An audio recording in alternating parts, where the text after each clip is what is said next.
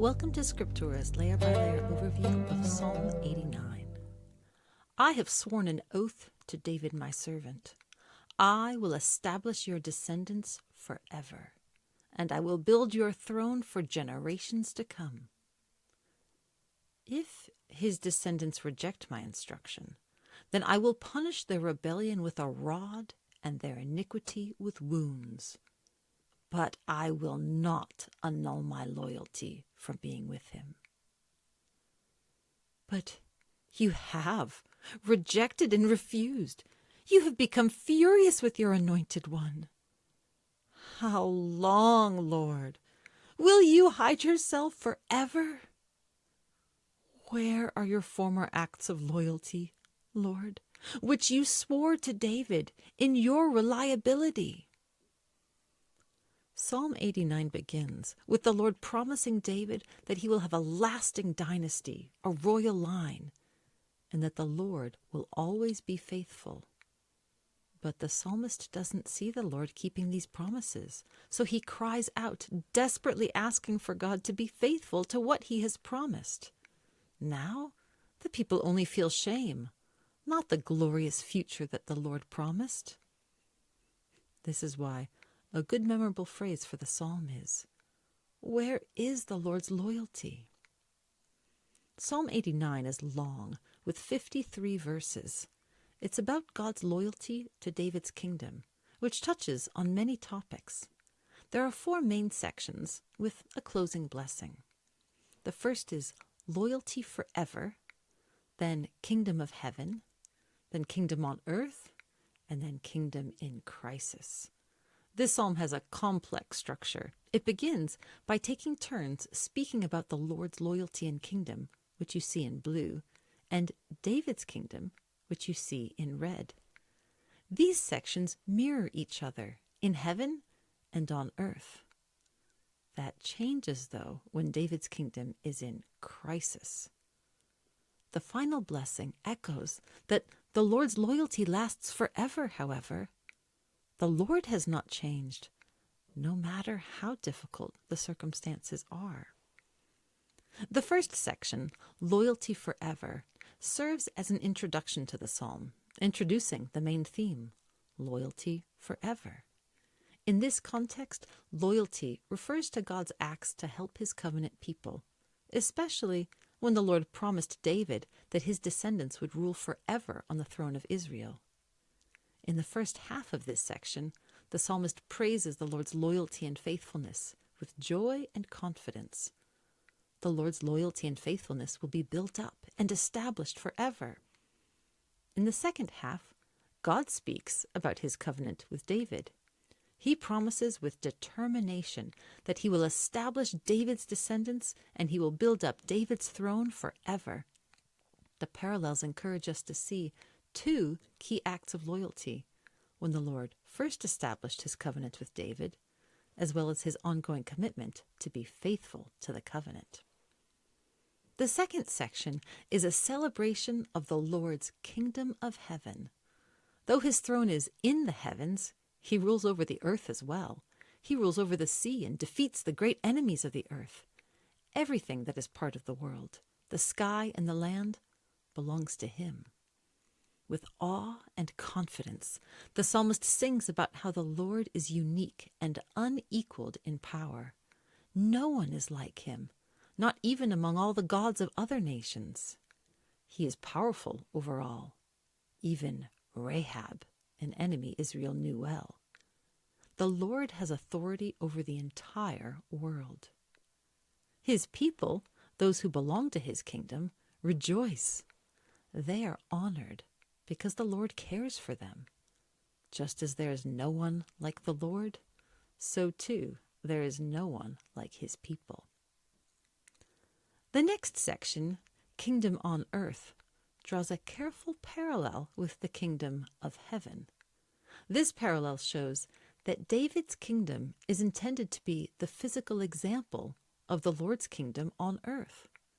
This means the Lord's rule extends from heaven to earth through David's kingdom.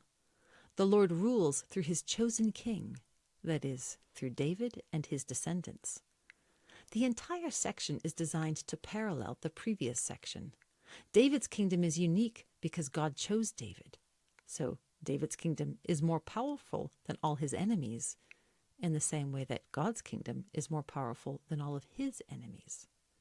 Just as the Lord is unmatched among gods, so David is the highest of earthly kings. In the same way that the Lord has control of the sea, which symbolizes chaos and enemies, David's hand or power is on the sea, meaning the Lord has given him authority over it. On earth, David shows the unmatched power and authority of his heavenly Father. The same determination God spoke with when he established the covenant fills this section. These two kingdoms reveal a crucial idea for this particular poem. As long as the Lord remains unequaled in power, and as long as his kingdom lasts, David's kingdom will also last and remain unequaled in power. But in the next section, Kingdom in Crisis, everything becomes confusing. People cry out in lament, expressing their anger and shame because of something unthinkable. David's kingdom has fallen. Enemy nations have defeated Israel, and the nations now even disrespect the Lord's chosen king. The structure of this lament is the opposite or mirror image of the entire first part of the psalm. The psalm started by celebrating the Lord's loyalty, then praising the Creator, and then affirming the covenant. But the lament starts by making an accusation about the covenant.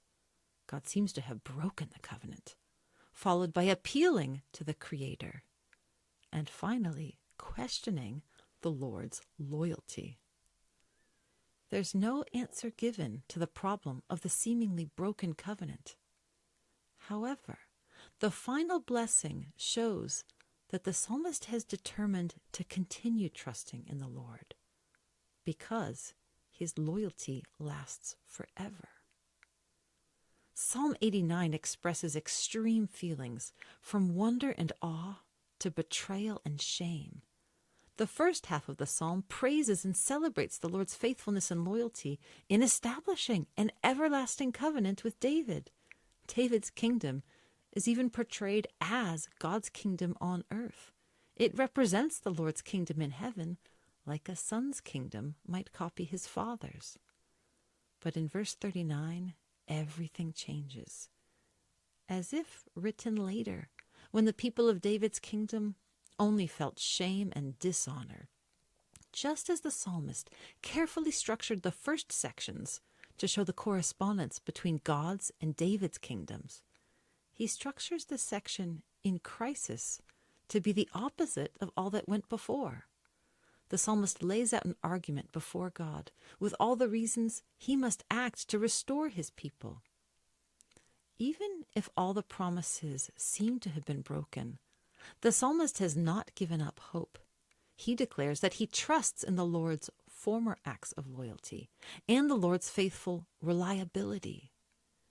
Even as the chosen king is insulted and disrespected, Israel will continue to trust that the Lord's loyalty will win in the end.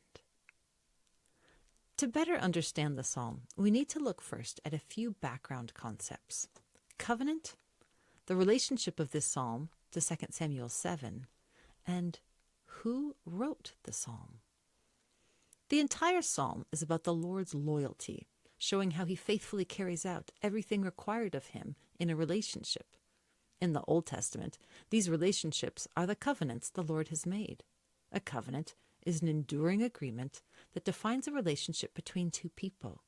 It would include a serious binding promise made by at least one person to another.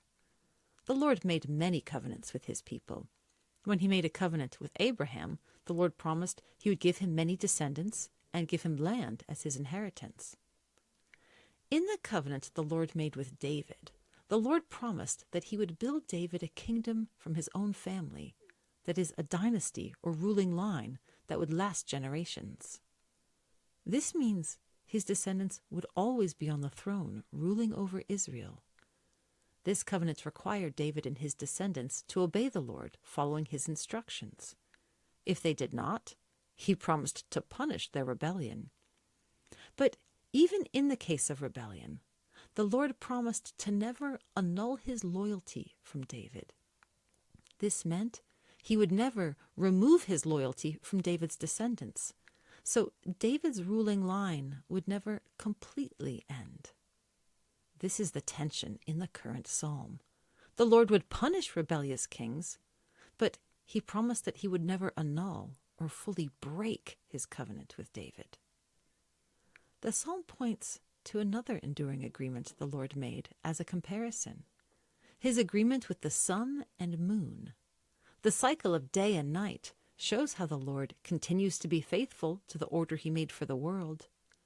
That same faithfulness, the psalm argues, guarantees the Lord would uphold his covenant with David. This psalm is also full of connections to other texts. Without a doubt, the closest connection to another text within the Old Testament is 2 Samuel 7. That text is the first place that discusses the Lord's covenant with David. Not only is 2 Samuel 7 the foundational record of when the Lord and David made the covenant, but the words most repeated in Psalm 89 are important within 2 Samuel 7. Loyalty, establish, throne, descendants, and most importantly, forever. Other important words are David, my servant, enduring, and build. In 2 Samuel 7, David wants to build the Lord a house, that is, a temple. But instead, the Lord makes a surprising promise. He is actually the one who will build David a house, that is, a dynasty. This idea of the Lord building David a dynasty becomes important covenant terminology. Let's look at the structure of the two texts. In 2 Samuel 7, the structure includes a report of a vision, a response of praise, and a prayer for the Lord to keep his promises. Similarly, Psalm 89 consists of a report of a vision, a hymn of praise, and a prayer for the Lord to keep his promises. Each report of a vision, both in Psalm 89 and 2 Samuel 7, consists of historical background, promises of victory over enemies, and promises of an unending kingdom. The praise section in both passages begins by celebrating how unique the Lord is, and ends by celebrating how unique the Lord's people are. The effect of these parallels is that in Psalm 89, the psalmist does not just reflect on and celebrate the Lord's covenant with David. It directly draws its words and themes from the version preserved in 2 Samuel 7, whether written or oral. If we recognize Psalm 89 as an adaptation of 2 Samuel 7, we're able to more easily understand the reasons behind the psalm's structure and choice of key words. The psalmist based the whole poem on this earlier text as a further explanation of it, a celebration of it, and a direct response to it. The main differences between the passages concern their focus. 2 Samuel 7 focuses heavily on the physical temple, while Psalm 89 focuses on the covenantal nature of the promises to David. Psalm 89 uses words like covenant and oath, while such ideas are only implied in 2 Samuel 7. In Psalm 89, the covenant and God's faithfulness to it are all important. Psalm 89 is distinctive in that it seems to have two separate authors who wrote at two separate times. This is reflected in multiple superscriptions. The superscription for Psalm 89 is a maskil by Ethan the Ezrahite, which suggests a time within David's lifetime.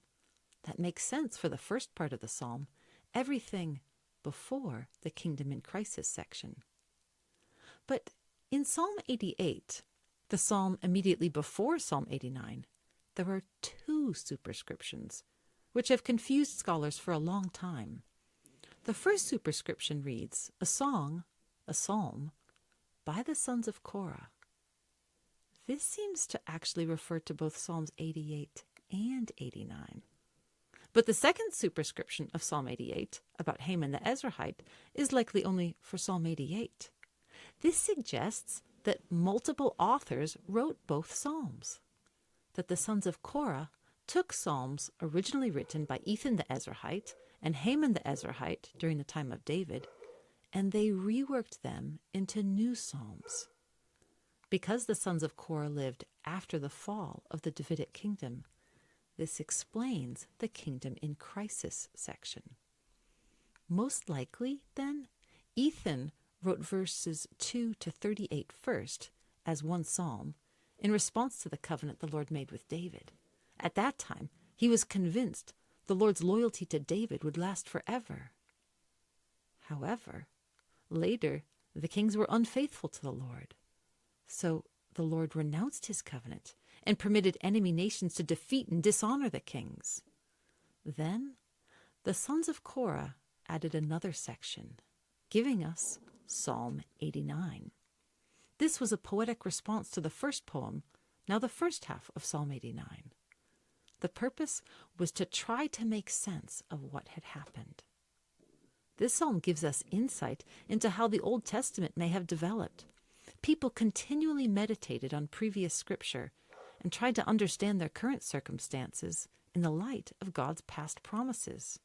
First, Ethan reflected on the passage we have in 2 Samuel 7 and wrote a poetic celebration of it, the first part of Psalm 89. Then the sons of Korah reflected on what Ethan wrote, and they wrote a poetic response to it, the second part of Psalm 89. Psalm 89 can be startling because of the two completely different voices we hear in it. First, there's the great joy and celebration of the new covenant with David, a covenant in which his kingdom mirrors the kingdom of heaven. In this section, there's no hint of disappointment. But then comes the crisis and crushing disappointment. Instead of the blessings people expected, there are terrible defeats. God himself seemed to have turned against his own chosen dynasty.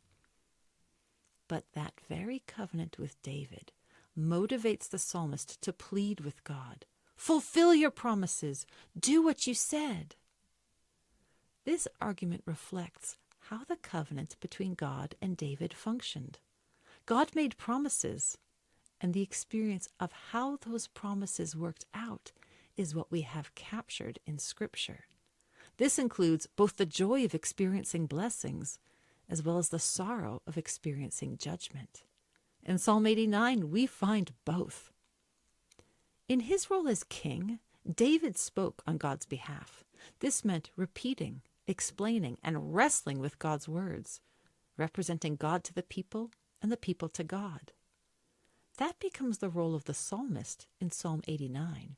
He wrestles through what God said in the light of circumstances, and both pleads with God on behalf of the people and seeks to explain God's plan to the people. As he wrestles, the psalmist does not ask why God is disciplining his people.